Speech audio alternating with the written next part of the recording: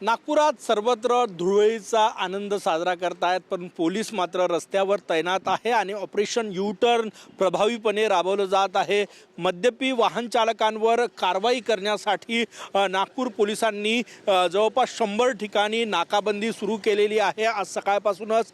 आणि प्रत्येक वाहन चालकाला थांबवलं जातं आणि त्यांनी दारू पिलेली आहे की नाही हे तपासलं जातं। आपण बघू शकतो बघा, इनेलर या ठिकाणी आहेत, तपासलं जातं आणि जो मद्यप्राशन करून वाहन चालवत असेल त्यांच्यावर कठोर कारवाई जी आहे ती या ठिकाणी केली जाते। आपण हे दृश्य या ठिकाणी बघू शकतो।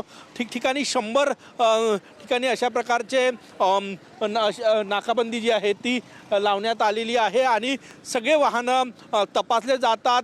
आपल्यासोबत सुरेश वशेकर सर आहेत। सर, ऑपरेशन यू टर्न नाकाबंदी आहे, काय तपासता तुम्ही? नाकाबंदीमध्ये दारू पिलेले आहेत का, त्याच्याकडे लायसन वगैरे आहे का हे तपासलं जाते।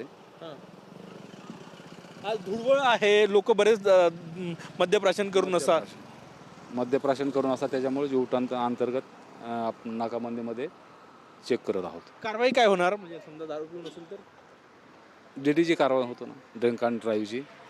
रॅश ड्रायव्हिंग करणाऱ्यावरती बी कारवाई केली जाते।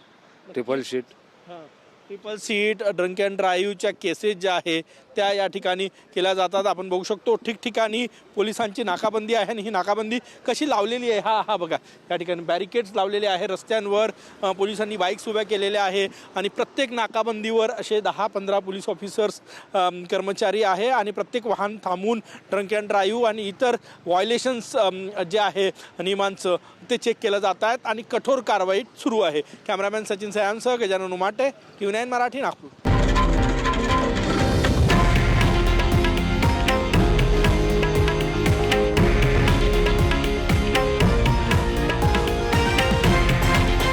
हे आहे देशातील नंबर 1 न्यूज नेटवर्क आणि आपण पाहत आहात TV9 मराठी, एकमेव।